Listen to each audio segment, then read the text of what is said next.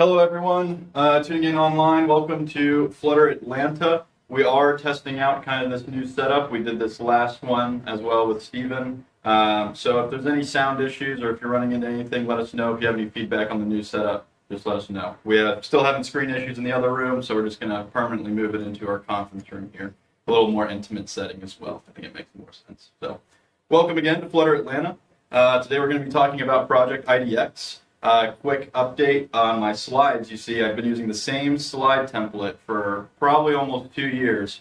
Steven, for his talk last time, used the awesome Flutter slide template and inspired me to finally get my shit together and update my slide template. So we can all thank Steven for making me a better person and a better presenter. So, it's nice to meet you. My name is Emmett Dean. Some things about me. I'm the Flutter Engineering Manager here at Black Airplane. I have a background in native Android and iOS development.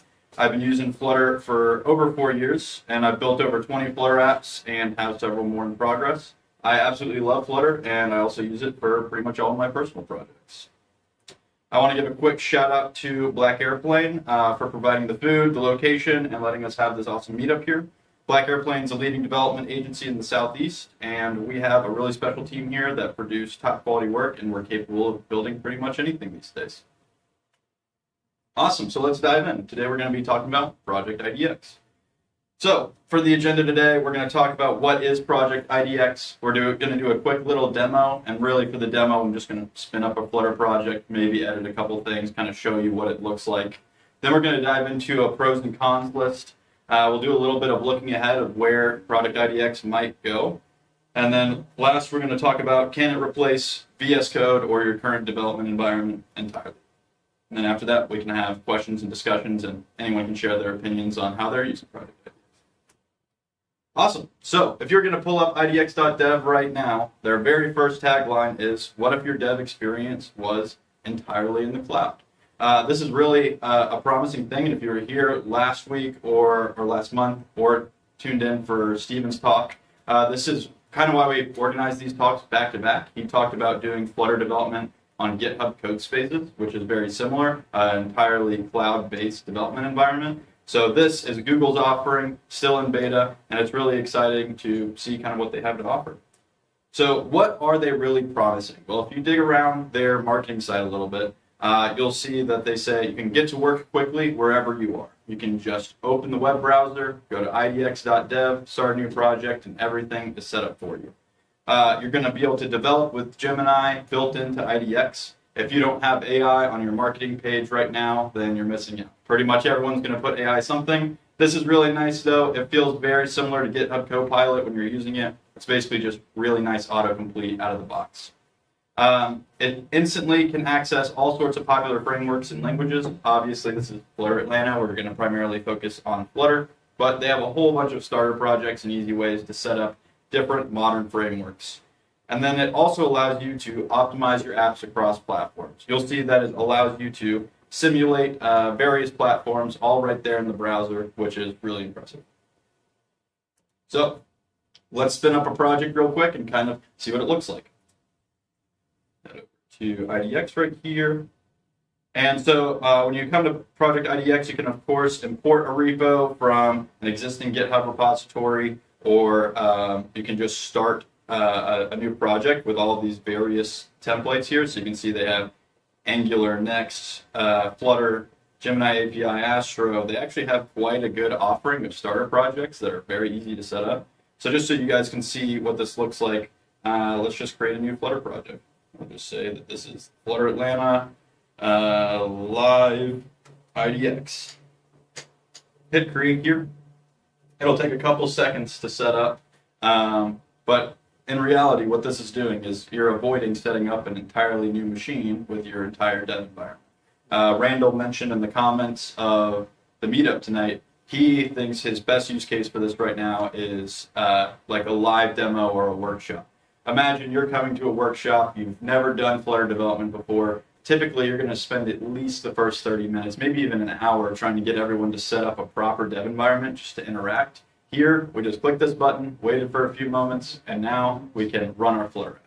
So this is really, really awesome for that. And yeah, let's dive in. So as you'll see, this looks almost exactly like VS Code. If you're a VS Code user, this looks extremely familiar, and that's because it's built on top of VS Code. That's why they're able to run it in the browser and everything kind of out of the box, but obviously they're doing a couple of things special here. Let's see here. So it's running some tasks here, trying to make sure that the Flutter build is up and running. But if we were going to dig into the project a little bit, this will look very familiar. Normal Flutter starter app here with just home page, and you'll see once this gets running that there's just going to be like the normal count sample app. I did notice this was an interesting thing we'll talk about a little bit more later. It doesn't come out of the box with iOS enabled. That's because there's not a ton of iOS support, which we'll dig into later. But I still think even if IDX isn't natively supporting iOS yet, we probably should still initialize the project with iOS just because that's one of the biggest reasons people are running Flutter. So you'll see this is all still running just from me hitting that one button setting up the Flutter app. So now we're getting live previews here on the right that are starting for both an Android simulator and a web simulator. So we'll give this a moment, see if the Android one springs up and running. So there's your Android simulator starting, all nice in the browser. And here it is already running on the web. So this is fully interactive. You can go ahead and increment all updates right there. We can change some text and save this, and it will automatically do the hot refresh. Oh. Let's see, it's working on there. Something's going on with our Apple TV. Let me disconnect.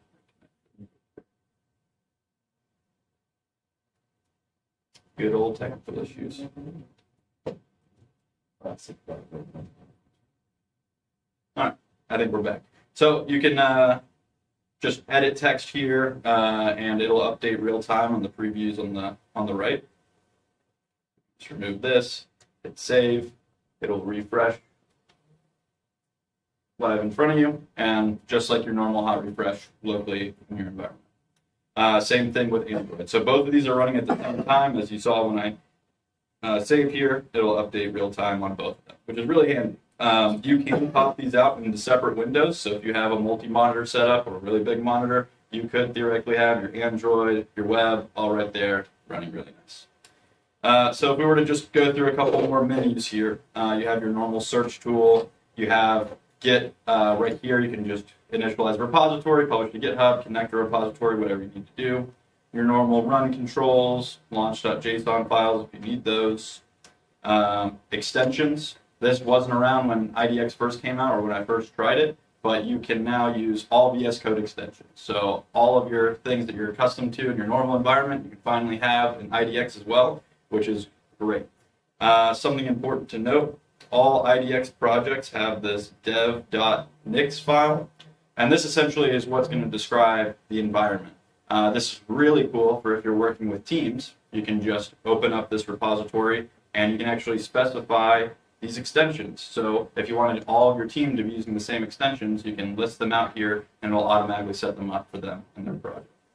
This is also where you can kind of customize the various previews that you have enabled. You need to add any different like build arguments or anything like that.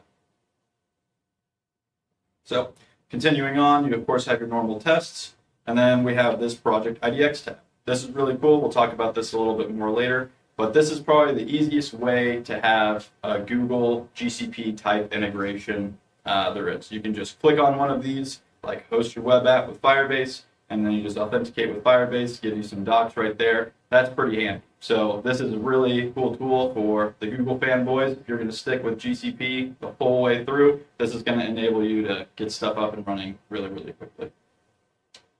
And then, of course, normal Flutter. So as you can see, pretty standard VS Code type environment. It is only in a web app form right now, so you can install this as a PWA if you want, but there's no native desktop download or anything like that. And that's fine. It feels fairly native in the browser. It feels just like VS Code would in the browser. And this is all running on a remote machine, so it's not taking any of your resources from your machine to run them. Pretty cool. Any questions with this before we move on? Just Chrome or other browsers? which I believe it'll work in other browsers, but Chrome primarily, I imagine. I haven't tried it in other browsers. Let's head back to the slides. All right, let's dive into my pros and cons list. This is heavily opinionated, so yeah, if you have different opinions, we'll discuss it after you. The first pro, obviously, this real-time preview. The fact that no emulator setup is needed and the ability to view multiple platforms real-time is very powerful. I just had to go through setting up another laptop, and let me tell you, getting all your emulators set up how you're used to on a fresh laptop is painful, very painful. You have to, install Android Studio, even if you're a VS Code user, to set up Android emulators. This, I didn't have to do anything, hit one button, all set up for me, ran right away, which is fantastic. The second one, of course, is these VS Code extensions. We talked about this a little bit. This is huge because they have such a huge library of VS Code extensions. Without this was a killer for me. When I first opened up IDX and I couldn't find a way to add my extensions, that pretty much told me I'm not going to use this again. I'm not going to do Flutter development unless I can have my preferred environment set up. This allows me to do that. It's also really cool that these can be included in that dev.nix file to enforce the whole team using it. Again, this is something that Steven talked about in his GitHub Codespaces talk. It's really powerful if you were able to onboard a dev and they hit one button and have the exact dev environment set up, whether it's Flutter, Laravel, no matter what it is. All dev environments take a good amount of time to set up, so if you're able to Dockerize it or use a system like this, that can save developers a lot of time. It can also save more experienced developers coming from other projects a lot of time setting up that project-specific requirements. Gemini built in. We actually didn't demo this very much, so let's go back really quick just so we can see this. If I wanted to change something here, a good example of this is, let's make this decrement instead of increment. So you can change this text. When you start typing, you'll see that it'll automatically, let's make this a little bigger, just like GitHub Copilot, it will try and complete whatever I am saying. So remove here. All the hotkeys are exactly the same as VS Code, of course. This.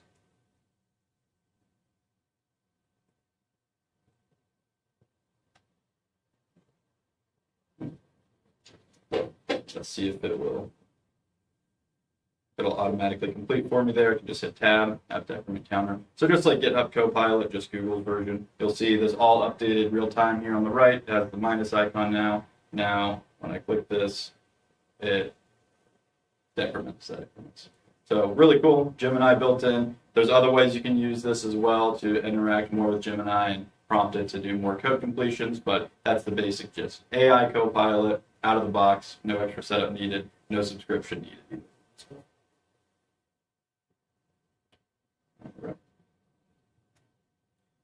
And the last one is that easy integrations. You saw this a little bit, but simple setup to utilize GCP products. It's never been easier to build an app and deploy it with absolutely no initial setup. If you were going to compete in a hackathon, maybe you're a Flutter developer, you have your Flutter environment, your other friends don't, but they want to use Flutter, learn Flutter, they could use IDX, and you could actually launch an entire app from IDX without ever having to remove it all on the web.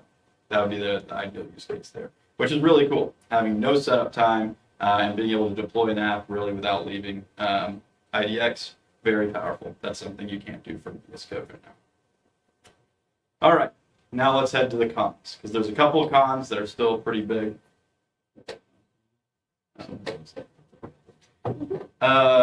Devices and simulators. Right now, from what I can tell, there's no physical device support or iOS sim anymore.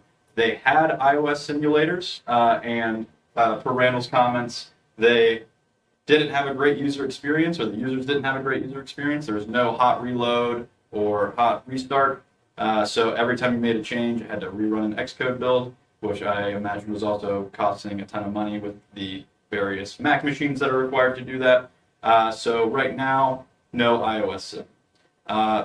It completely kills this for me. Obviously, most of the apps that I build are Android and iOS. So we really need to have iOS simulator support. Also, that's kind of what Flutter was originally founded on. We want to build apps cross-platform for Android and iOS.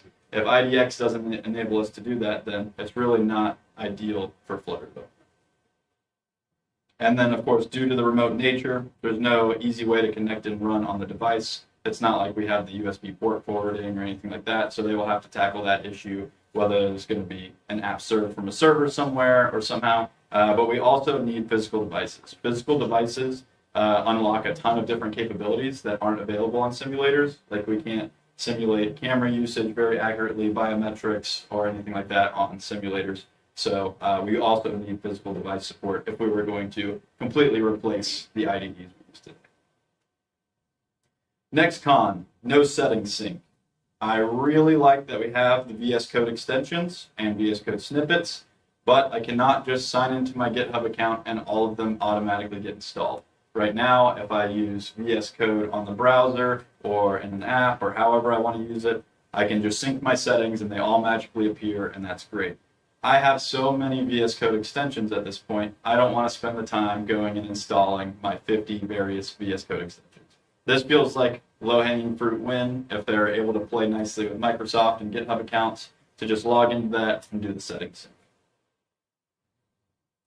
The next con is that it's just still in beta. Obviously, using something in beta for building production software, never a good idea. But really what this means for IDX is there's just limited support, frequent or breaking changes like having the iOS simulator and then that getting completely removed, and also lack of documentation. I imagine this will keep getting better, and once this comes fully released, we might be pretty solid. But right now, if you're going to use this for development, just keep in mind it's in beta. You don't know what's going to change or go wrong.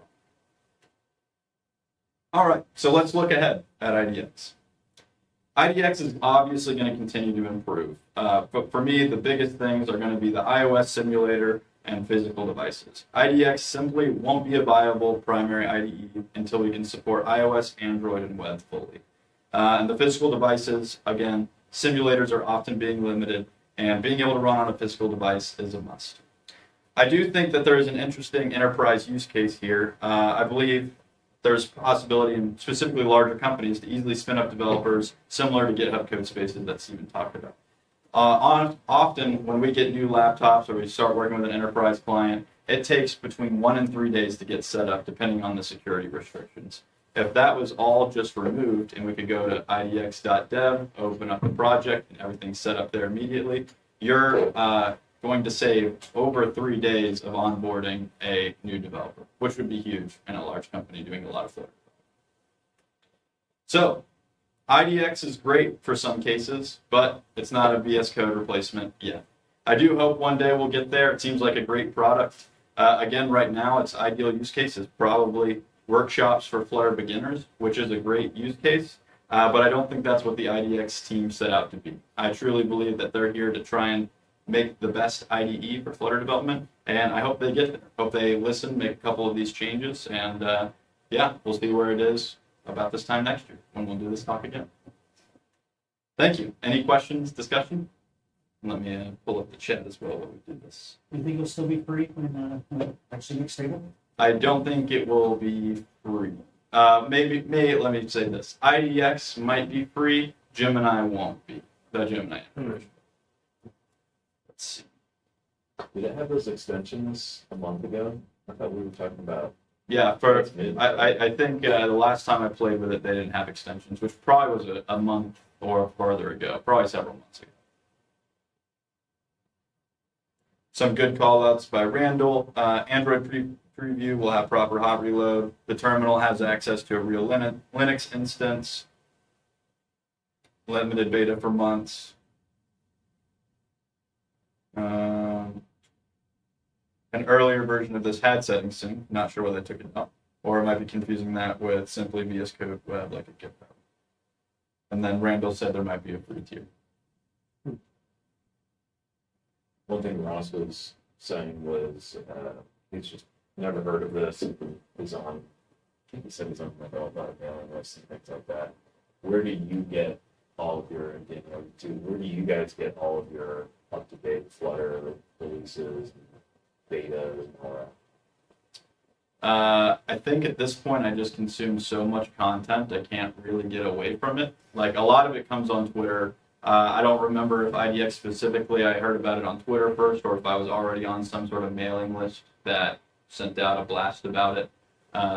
It's various sources though. I think they talked about it at I/O this year, right? I think that's where I saw it. Maybe so. Yeah, I'm pretty sure. And also, I mean, it's kind of the same as what Emmett said. Yeah, it's just, be plugged in. And actually, I got the idea for running running a workshop on it from Randall. So, yeah, Randall was quite excited right after he did that. And that sounded like a great idea to me. And it makes life so much easier to be able to say, hey, you don't need to worry about installing Flutter. Come on in, we'll teach you how to use it. That's really cool. Who do you guys follow on Twitter? Who are the top content producers? I think I have it set up to where I pretty much just follow the hashtag FlutterDev. And that's probably where most of the Flutter content I see is from. Danielle definitely follows every thought leader in the Flutter space. So I try to, yeah. And of course, you all should be following on the figure skater. On Twitter. yeah, follow her. She'll retweet anything of Yeah. importance. Yeah. I don't just retweet. Yeah, exactly. I do that some, yeah. But still, yeah. I mean, you start getting a feel for people like people like Matt Carroll. Matt Carroll, you may agree with him or disagree with him, but you will learn just by what comes out of his fingers, on there. Things like Hump Day Q&A. Obviously, we're around to try to answer questions. Randall's always on it. I'm usually on it, but we're around to try to answer questions for people, and that's always a good source. Flutter community in general. And yeah, I usually, stuff will come in my sphere because other people have retweeted or whatever, and I'll either, if it's someone that looks interesting enough, yeah, I'll follow and keep up with it. So yeah, so I do a lot on Twitter. I used to do more on Medium than I do now. I don't really see it as much on Medium coming out. Definitely follow the Flutter, the Flutter YouTube channel, for example. I used to do a lot on Medium as well, at least reading Medium articles. Yeah, now it yeah. seems like most of the new articles are just repurposed old articles. Yeah, but, kind of. yeah. Yeah, so that's kind of where I was with it. But definitely, I mean, anything that comes on the Flutter YouTube channel, I would pay attention to. Some of it's like, some of it can be, pretty specific. Like today, Craig did Craig's observable Flutter today had Romeo, and it was talking about macros and how he's plugging those in on his code generation for the free different class. So I mean, yeah, just pay attention to that stuff. I would say a lot, and that you'll pick up things like at I/O. One of the talks at I/O, they had, instead of doing a feature.wait with a list of features inside of it, there's actually now, it's happened a little while ago, there's now an extension to the list where you can just have the list of features.wait. Oh, man.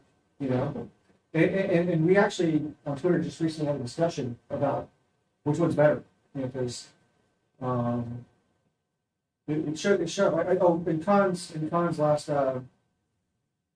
the whatever of the week that she put up there, used feature.wait. I asked her what her opinion was between the two. And so discussions like that, have to help. Yeah. If we understand things like that. So. I do worry. I see a lot of things like that. The helpers are obviously nice, but you have to be pretty in tune to catch all of them. Like there's always new ways of things coming out. And I'll compare it to, we do a lot of Laravel work here. Laravel, to me, the people that do Laravel and have been doing Laravel for a long time, love it because they know the shortcut to do everything. Yeah. There is, in that language or framework, a shortcut to do pretty much any complex thing that you want. Yeah. And I do fear that with any framework or language that we get too much of that because that actually ups the learning curve. When there's shortcuts for everything and it's not just writing it how you would across any language, that's almost worse. It becomes less readable for developers not accustomed to that. For sure. And on the Twitter discussion, it didn't go very long, but I mean, you know, someone's bringing up the point of, yeah, so you create a list then. Now you're gonna say list.weight, that seems, you know, like the variable dot weight. That seems a little bit weird. And also things like, you know, it might look weird to say, you know, weight, that dot weight kind of thing, whereas a feature dot weight may be clearer. So Yeah. just because something's been added, I agree, does not make it necessarily better. Yeah. But you know, but also like another thing I picked up on was the focusable action detector or something widget. Mhm. I love that thing. You know, that clears up so much stuff. You still have to have the gesture detector above it if you want that, but it clears up so much stuff. It's an amazing widget, and it was just used in one of the talks at I/O, and I'm like, wow, this is really cool. Went and looked it up, and once again, I think it's been around for a little while, but I had not come across it yet. So some of that's just Yeah. just be curious always. A lot of learning Flutter is just being aware of what widgets exist, and the Yeah. widget of the week playlist they have helps a lot with that, Yeah. especially in the early days of learning. But Absolutely. awesome. That approach can be almost applied to anything that requires plugins. Yeah. Like, for example, if you're developing Swift, you have focal buttons, right? And you have to understand what the latest component. There's this cute little cartoon that looks like a bunch of blocks all put together, like Jenga blocks, with this one little block at the bottom about this one guy who's always responsible for maintaining this piece of code. You pull that one out, and everything else falls down. Yeah. So it's kind of like how any language these days. I mean, look how Java has really kind of developed over the past several years. You've got libraries and libraries and libraries. You have to know which one to use and correctly make things happen. Yeah. Dave, you had a question about emulators at the.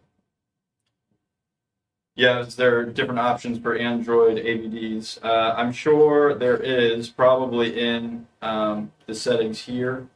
Out of the box, though, it's just showing me this Android SDK built for x86. If anyone's used this more, feel free to chime in about if you can change the actual device this is running on, or the emulator this is running on. I would imagine you can. I'm just not sure exactly how to do this. Useless. I was gonna say, Awesome. Well, anyone else have any questions or thoughts on IDX? Cool. Thank you everyone that tuned in online. We'll be back next month. I think Mike's going to do a talk, hopefully still. Yeah. Perfect. Solution architecture. Solution architecture. Cool. We're out. See y'all next time.